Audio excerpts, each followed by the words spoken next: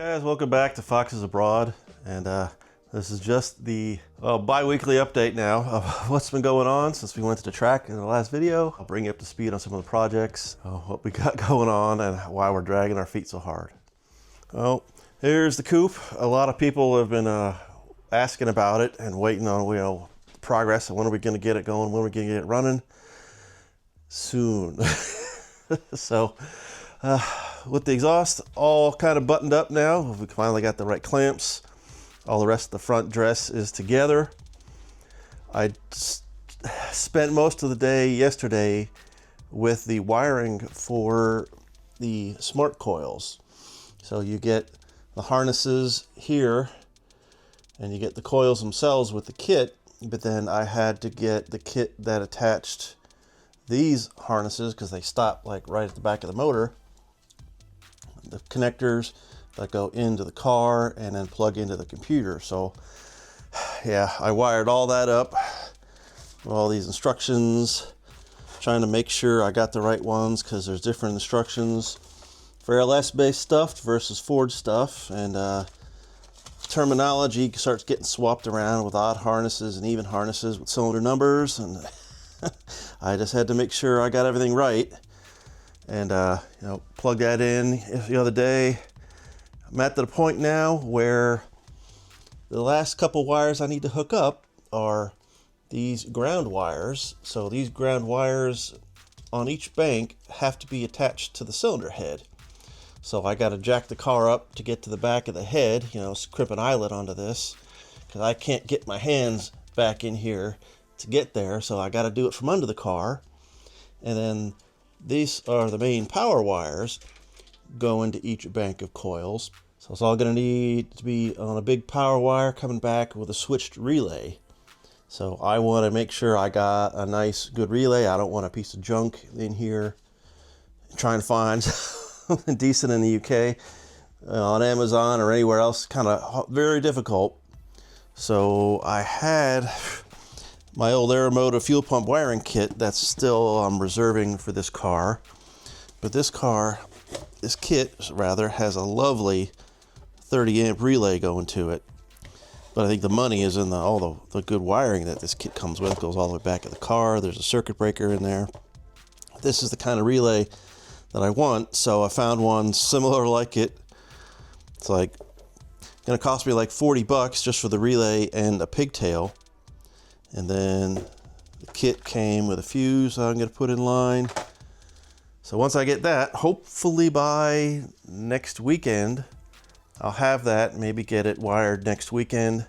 All I got to do is pull the cam sync out, put oil in it, prime it, and I am ready to try to get this thing started again. Everything else is there in place and ready to go. I got to mess with all the settings in the computer and the Holly for the cam sync, the crank trigger, all the smart coil stuff, and then fire this fresh motor up the first time, and hopefully good things will happen and no bad noises, no bad nothing. But we'll see. A lot of changes, so I don't know what I'm doing. I'll try to figure it out as I go, but that is the update on the coupe. So it's on its way. It should be soon. And here is our 347. So it is now, take pride in place on the run stand.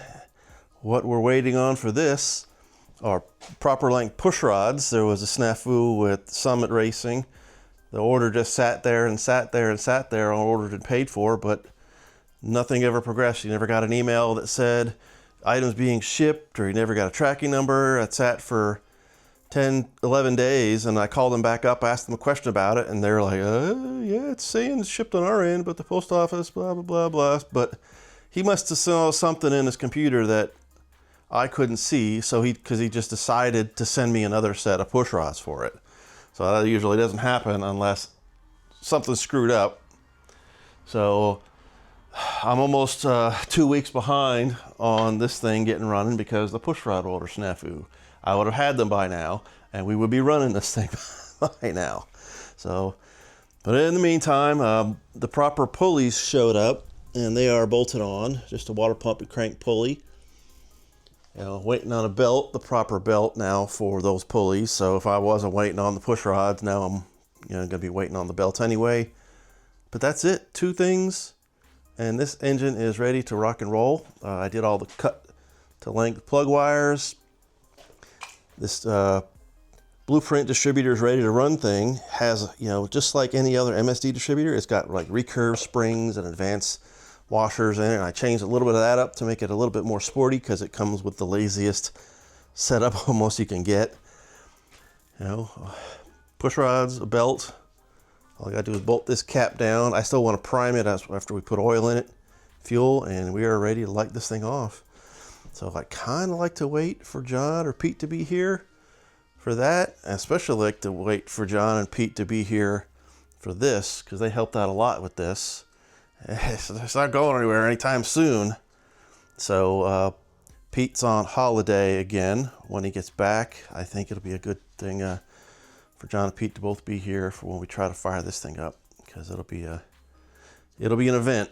So, and then this as well is going to be ready hopefully before that. But maybe we'll just get John here for the firing up of this, and that's where that project's at. Here's John's Cleavor. He has now endeavored to order all the fuel system components he needs. He has the 60-pound injectors already on his current 347, which is overkill for the 347, and it'll still be just plenty great for this. There's some LU60s from Ford Racing. So, but all the AN fittings, the neck downs, the elbows, the ones coming out the back, the Y splitters, the regulator, the fittings, and what we're going to try to do is we're going to try to adapt all this aftermarket fuel pressure, fuel system things to his stock fuel lines. And what that'll enable us to do is to get this thing running much quicker than redoing his whole rest of his car's fuel system right now. He still has a 255 liter per hour pump in it. It'll still run and drive and be fine for a while, but he needs to get, after this engine is installed, get it to an exhaust shop to have custom headers made and a custom exhaust, because you can't get good Cleveland Fox body headers, especially none that'll fit. So he has a place actually really close to where he lives, where he's gonna go and get this done, and it is not gonna be cheap, but he wants to try to get it done in the off season. Too bad we wanted to get his, we changed the flywheel on his car to a steel flywheel a couple of videos ago, but we never got a chance to get it to the track, and I think the motor's gonna come out before we ever get to prove the concept of a steel flywheel is really gonna help him launch at the track. But oh well, that's the way it's gonna happen. And he wants to get his anti-roll bar going in his car here soon. A couple other things, but one thing at a time. But that is the motion of the ocean here in England in the garage, and we'll be back hopefully soon with a lot of big culminations of some projects. And stick around, and we'll be getting up some good stuff. So thanks a lot, guys, and talk to you again soon. Bye-bye.